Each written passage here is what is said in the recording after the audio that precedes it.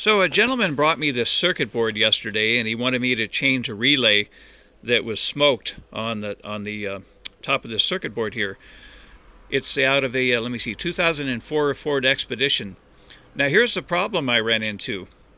A lot of these holes that the terminals go into are what you call plated through hole vias, and basically they're electrically connected to the top here onto the bottom. And so what I had to do in this case is I had to run a wire through here, so when we put the new relay in place, the solder can flow from this side where I'm going to be soldering, go through and come out on the other side over here. Now this is something I encounter a lot, where these vias are no longer going through from the top to the bottom because they get overheated.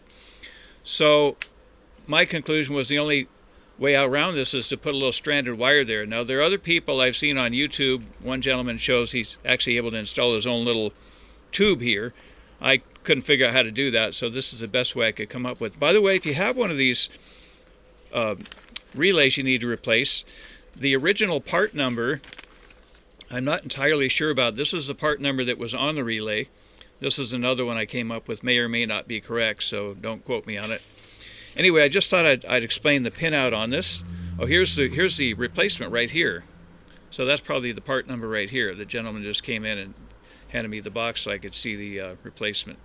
So maybe that's it. Oh, and here's one of the replacement relays right here. I'm lucky it came in just as I'm making the video, so let's see if there's any number differences on here on the replacement on this one versus this one right here. Anyway, the bottom line is that let me explain the pin out here. Let's say you wanted to use a different relay.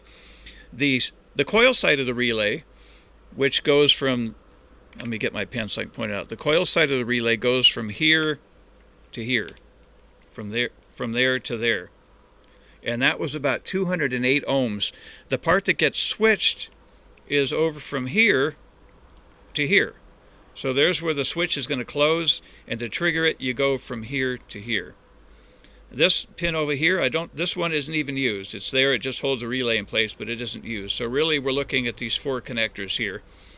And again, if you look at the bottom side, you can see what I'm up against. This thing overheated. The top of it was never meant to be connected to anything on this side. Mainly I want to make sure the relay terminals stick to it. So this big hole here is going to have to be soldered from this side.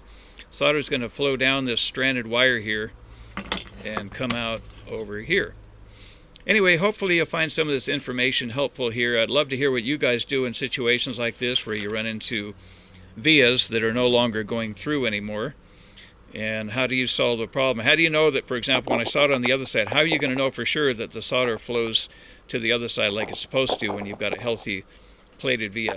Anyway, that's it. As always, if you liked the video, please give it a thumbs up, and I'd love to hear your comments. Thanks.